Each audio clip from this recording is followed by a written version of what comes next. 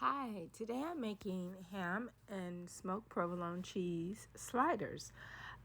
This is a very quick recipe. It won't take more than 15 minutes in total to make. I start with my Hawaiian sweetbread, which is great if you have leftovers. Thanksgiving leftovers. These sliders make fantastic sandwiches as well. I like smoked provolone cheese for these recipes, as well as sliced deli ham. And I'm using margarine instead of butter, as well as Dijon mustard. And a few mixed herbs so I use my pizza seasoning. This is just a mixture of herbs and spices. So next what I'm going to do is take the rolls out of the container and I'm going to slice them in half. It's a little hard to see here, but the goal is to slice each roll so that I can then put the Dijon mustard on every roll and then add a slice of ham and then also provolone cheese.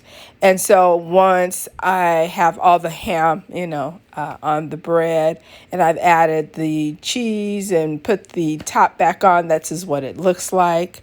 I'm going to melt 2 tablespoons of margarine. Liberally add my pizza seasoning to that.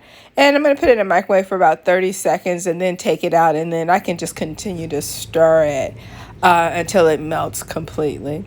Once it's melted, I'm going to actually use that margarine on my sliders. I've put them in the oven first for about 6-7 minutes. And then I'm going to put the butter on each slider and then actually put it back in the oven for like just another 2 minutes.